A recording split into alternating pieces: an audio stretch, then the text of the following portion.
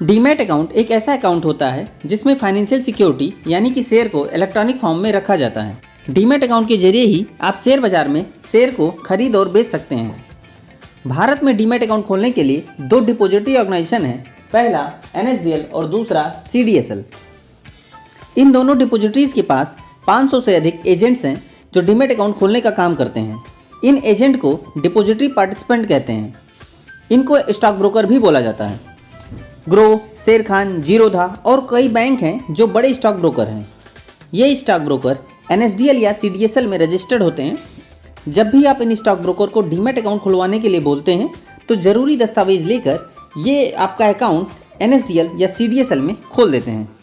कुछ साल पहले जब भी आप किसी कंपनी का शेयर खरीदते थे तब वह कंपनी आपको उन शेयर से जुड़े कागज़ मतलब शेयर सर्टिफिकेट देती थी, जो इस बात का सबूत थे कि आपने उस कंपनी में निवेश किया है और आपने उसके शेयर खरीद रखे हैं।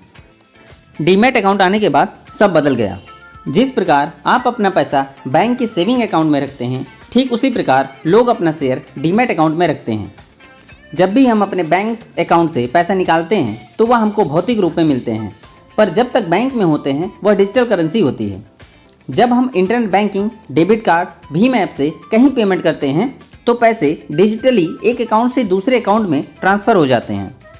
इसी तरह जब हमारे डीमैट अकाउंट में शेयर हैं तो हम उनको किसी दूसरे व्यक्ति के डीमैट अकाउंट में डिजिटली ट्रांसफ़र कर सकते हैं। ऐसे में हमें शेयर को भौतिक रूप में रखने की आवश्यकता नहीं पड़ती है। डीमैट का पूरा नाम डीमैटेरियलाइज होता है। सिक्योरिटी यानी कि शेयर को भौतिक रूप में बदलने की प्रक्रिया को ही डीमैटेरियलाइजेशन कहते हैं। दूसरे शब्दों में कहें तो शेयरों को डिजिटली यानी कि इलेक्ट्रॉनिक रूप में रखने की सुविधा को ही डीमैट कहते हैं। जैसा कि मैंने आपको पहले बताया कि पुराने समय में जब आप शेयर खरीदते थे तो आपको कंपनी उस शेयर से जुड़े दस्तावेज भेजती थी, पर जब भी आप वह शेयर बेचते थे तो सबसे पहले वह दस्तावेज कंपनी के दफ्तर में जाता था और वहां पर कंपनी द्वारा दस्तावेज को चेक किया जाता था और यह देखा जाता था कि आपने शेयर को कब बेचा था, उस समय शेयर का क्या प्राइस था, उसी के मुताबिक आपको पैसा मिलता था। यह प्रक्रिया काफ़ी टाइम कंज्यूमिंग के साथ साथ जटिल भी थी, इसलिए ज़्यादातर लोग शेयर में निवेश करने से बचते थे। पर आज के समय में दुनिया ने बहुत तरक्की कर ली है। जैसे ही आपने शेयर खरीदा वह कुछ समय बाद आपके डीमैट अकाउंट में आ जाएगा और आपके ट्रेडिंग अकाउंट से पैसा डेबिट हो जाएगा, और जैसे ही आप शेयर बेचते हैं उसका पैसा आपके ट्रेडिंग अकाउंट में भेज दिया जाता है। अब आप शेयर को ऑनलाइन कंप्यूटर के साथ साथ मोबाइल से भी खरीद बेच सकते हैं। आइए अब समझते हैं ट्रेडिंग अकाउंट के बारे में। जब भी आप किसी डिपॉजिटरी यानी कि CDSL या NSDL में डीमैट अकाउंट खुलवाते हैं तो उसके साथ ही आपका ट्रेडिंग अकाउंट आपके स्टॉक ब्रोकर के साथ खोल दिया जाता है।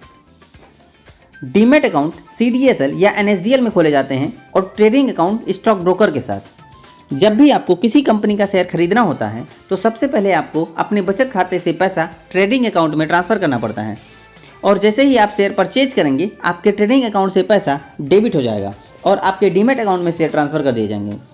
सामान्यतः लोग डीमैट एंड ट्रेडिंग अकाउंट को एक ही समझते हैं, लेकिन इसमें यही एक छोटा सा अंतर होता है। आशा करते हैं ये वीडियो आपको पसंद आई होगी। मिलते हैं नए वीडियो में नए टॉपिक के साथ। तब तक के लिए धन्यवाद।